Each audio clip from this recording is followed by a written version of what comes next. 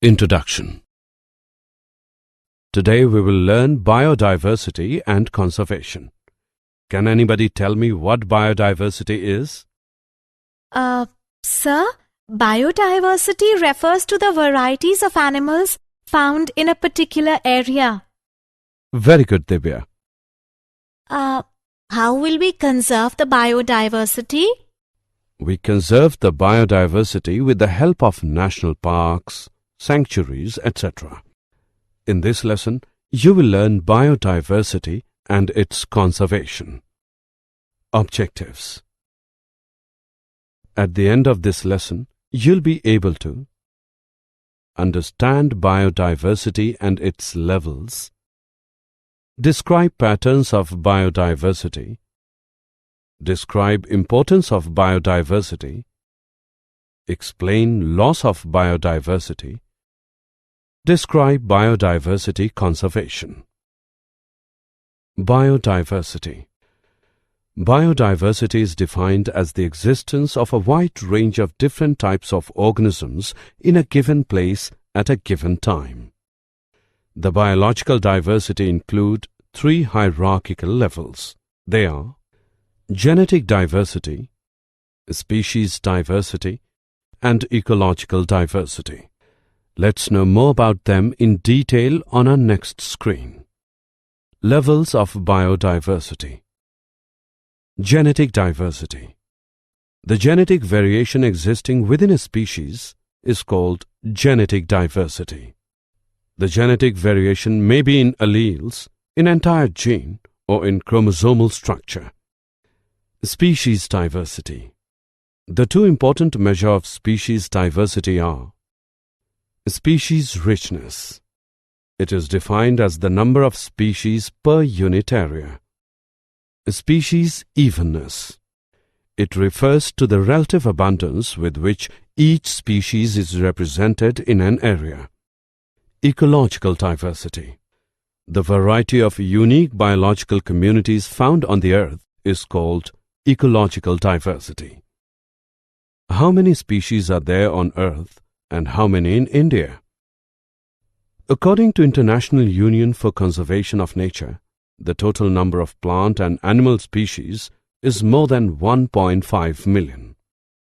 Biodiversity is important to human beings for their sustenance, health, well-being, and recreation.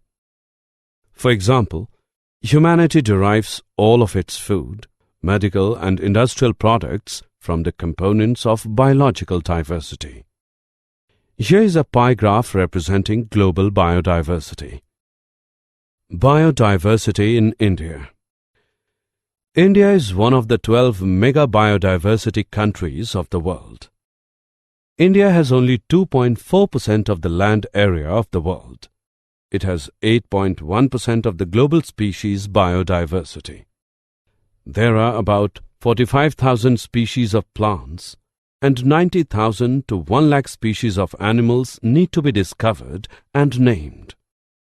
Patterns of biodiversity. Latitudinal gradients. Biodiversity is not uniform on the earth. It varies with change in latitude or altitude. Biodiversity increase when we move from high to low latitude. The temperate region has severe climate with short growing period for plants.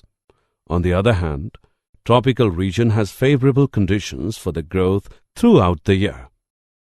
The favorable environmental conditions favor speciation and make it possible for a larger number of species to occur and grow. Therefore, tropical regions are rich in biodiversity. For instance, in tropical rainforests, the mean number of vascular species per 0.1 H sample area varies from 118 to 236, whereas it is only in the range of 21 to 28 species in the temperate regions. This type of correlation between diversity and latitude is also found for several taxonomic groups such as ants, butterflies, moths, and birds, etc. Species, area relationships. The species diversity decreases from lower to higher altitude on a mountain. The temperature drops about 6.5 degrees Celsius with increase in altitude by 1000 meter. The drop in temperature and greater seasonal variability at higher altitudes are the two major factors that reduce diversity. The latitudinal and altitudinal gradients of species diversity are two master gradients, although there are some regional and taxa-related exceptions. At the same time, more complex and heterogeneous physical environment favor more complex and diverse flora and fauna in the region. The relationship between species richness and the area in which wide varieties are present on a logarithmic scale is a straight line. Log S is equal to log C plus Z log A, where Z is slope of the line, C is y-intercept. Assessment. Before proceeding further, let us know how much you have learned. Drag and drop the correct option. The importance of species diversity to the ecosystem. A rich biodiversity is essential for the health of biosphere and bioindustrial development of a country. Biodiversity is the source of food, medicines, pharmaceutical drugs, fibers, rubber, and timber. Several microorganisms are used in industries to obtain valuable products. Modern agriculture uses biodiversity in three ways: as a source of new crops, as a source material for breeding improved varieties, and as a source of new biodegradable pesticides. The importance of species diversity to the ecosystem. Biodiversity has many medicinal uses. Some of the plant-based substances developed into valuable drugs are: morphine, used as an analgesic, is obtained from Papaver somniferum. Quinine, used for the treatment of malaria, is obtained from Cinchona legriana. Biodiversity also has great aesthetic value. Ecotourism, birdwatching, wildlife, pet keeping, gardening, etc. are some examples of aesthetic rewards of biodiversity. Loss of biodiversity. Human activities are the major threat to biodiversity. The important factors leading to extinction of species and consequent loss of biodiversity are habitat loss and fragmentation, overexploitation, alien species invasions, and co-extinctions. Habitat loss and fragmentation. Habitat loss is the primary threat to the biodiversity. Natural habitats, which protect natural flora and fauna, are being converted to human settlements, dams, reservoirs, croplands, and grazing grounds. Deforestation deprives animal life of shelter and food. This decreases the population of many species. Deforestation declines reproductive capacity of certain wild animals due to reduced area of their free movement. Migratory animals are also affected by deforestation because of the disturbance in their routes. Habitat fragmentation is an ecological process in which a large piece of habitat is divided into smaller pieces of habitats. Usually, this process is caused by human activities. It leads to decline of many wildlife species because fragmentation tends to decrease population productivity. Overexploitation. Overexploitation of species causes the loss of genetic diversity and loss in the species abundance of both individual and groups of interacting species. Overexploitation may include overfishing and overharvesting. Unrestricted whaling during the 20th century is an example of overexploitation, and the whaling industry brought many species of whales to extremely low population sizes. Humans have fished the oceans, which never seemed to pose a problem due to their abundant resources. Increasing human populations have placed increasing demands on the sea as a source of food. Alien species invasions. The species which have been introduced to a place where they have not lived before are called invasion species. Invasion species disturb the balance of the nature. The native species, unable to compete with the outsiders after living undisturbed from a long time, are frequently driven out or get killed.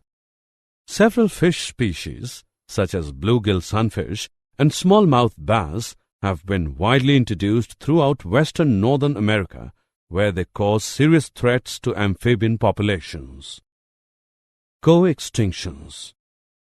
Co-extinction of a species is the loss of a species as a consequence of the extinction of the other.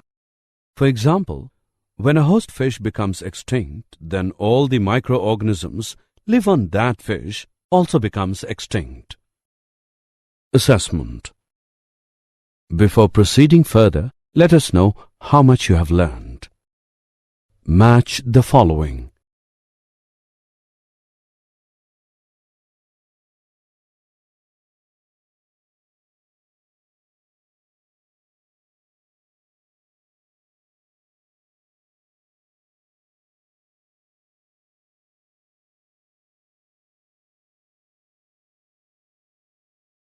Biodiversity conservation.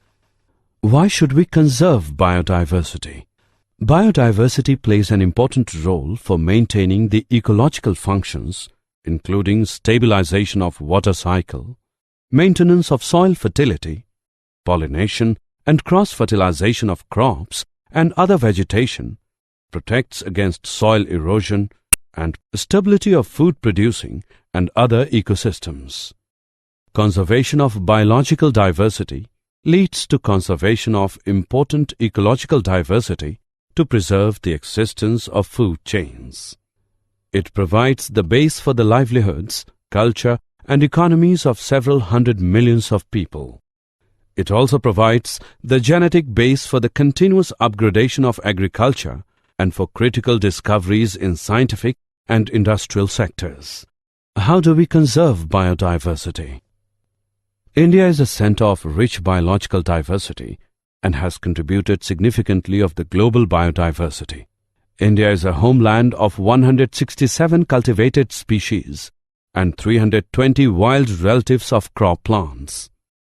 Different biodiversity management systems involving both in situ and ex situ conservation programs. In situ conservation, the protection of animals and plants in their natural habitat is known as in situ conservation. The established natural habitat are national parks and sanctuaries, biosphere reserves, nature reserves, reserved and protected forests, preservation plots, and reserved forests. The first initiative was the establishment of the Corbett National Park in 1936. These are highly protected by law. No human activity such as firewood collection and grazing is allowed in the park. Sanctuaries are also protected, but some human activities are permitted. In situ conservation. Biosphere reserves are another category of protected areas. A large area is declared as a biosphere reserve where wildlife is protected, but local communities are permitted to continue to live and pursue traditional activities within the reserve. Indian government has set up 7 biosphere reserves: Nokrek, Nilgiri, Namdapha, Nanda Devi, Sundarbans, Great Nicobar, and Gulf of Mannar. Biodiversity hotspot. A biodiversity hotspot is a region of the earth which is extremely biologically diverse and also under severe threat due to habitat loss, climate change, or extensive species loss. There are 34 hotspots in the world. India has 3 biodiversity hotspots. They are Western Ghats, Himalayas, and Indo-Burma region. Ex situ conservation. Ex situ conservation of plants and animals involves protecting them away from their natural habitat. For example, zoological parks botanical gardens. All the genetic material of crops, animal, bird and fish species is collected and preserved by the National Bureau of Plant Genetic Resources, New Delhi, and National Bureau of Animal Genetic Resources, etc.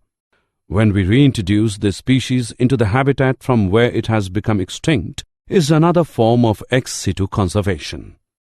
For example, Gangetic gharial has been reintroduced in the rivers of Uttar Pradesh, Madhya Pradesh and Rajasthan where it had become extinct. Did you know?